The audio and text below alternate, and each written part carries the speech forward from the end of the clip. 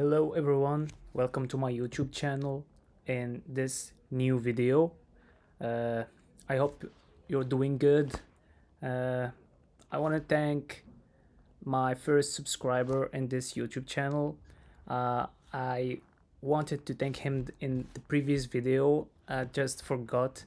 Well, thank you so much for your subscription, it means a lot. And yeah, I mean, they say the road to 1 million start with something like this, start with something small steps. So yeah, we hope one day reach, yeah, why not 1 million YouTube subscriber.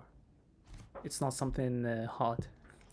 Well, so today we're gonna talk about how DNS works.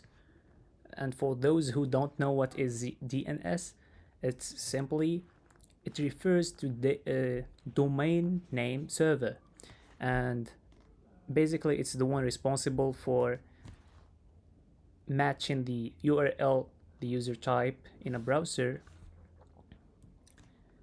and match that URL with an IP address. So let's start. So a user open up the browser and types, for example, www.google.com, and what happened next is very interesting. So first, the browser, I mean, the first goal, or how a user sees a page, is by typing a URL and having an IP address, and then the browser send a request to a web server located in that IP address, which respond back with the HTML that renders the whole page.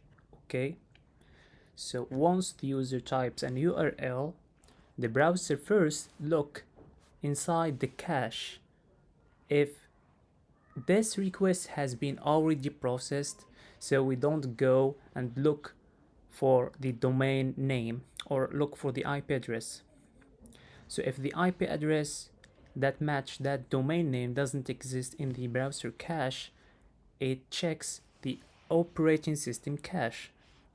So if nothing found, here the browser sends the request or send to the URL to what we call recursive resolver, which is usually managed by ESP, Internet Service Provider. And the role of recursive resolver is go and search for the domain, for the IP address that matches the URL user types. So we have the browser, user types URL, the browser looks in the cache, looks in the OS cache, and then if nothing is found, it sends request to the recursive resolver. Recursive resolver will go and send a request to what we call the root server.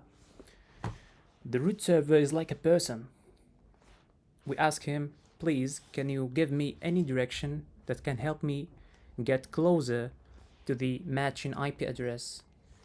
Root server tells the recursive resolver to go to the TLD server, top domain level server.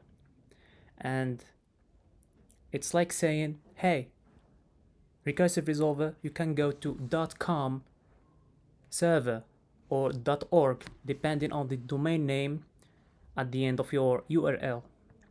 So the recursive resolver gets the response and goes to the TLD server and tell him, hey, can you please get me closer to the IP address matching this domain name?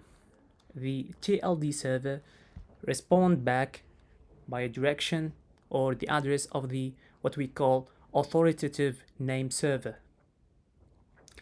And then the recursive resolver goes there, send a request to that authoritative name server, and gets the final IP address mapping to the domain name. You see, the recursive resolver makes a lot of calls, so it can get to the final IP address. And it prevents the browser from making those calls. So the browser only asks, hey, can you give me the IP address, and the recursive resolver do all the work and keep searching by first reaching the root server and then TLD server and finally the authoritative name server. By the end, the recursive resolver has the IP address and connects automatically the browser to the website's web server. And the final result is the user sees the HTML of the page he wants. So I hope I didn't make it confusing. It's very simple, so I'm gonna just do a recap. We have a browser, the user types an URL, the browser checks the cache and the operating system cache. If there is no matching IP address, it calls the recursive resolver, asking him, please find me the IP address. The recursive resolver asks the root server, then the TLD name server or the TLD server, which depends on the, as I said earlier, the final domain, the final part of the URL, whether it's .com, .org, .me, something around this. After that, the recursive resolver goes to the authoritative name server, which holds the final answer. The recursive resolver, after getting the response, the IP address connects automatically the browser to the website web server, which responds by an HTML that the browser uses to render the page for the user.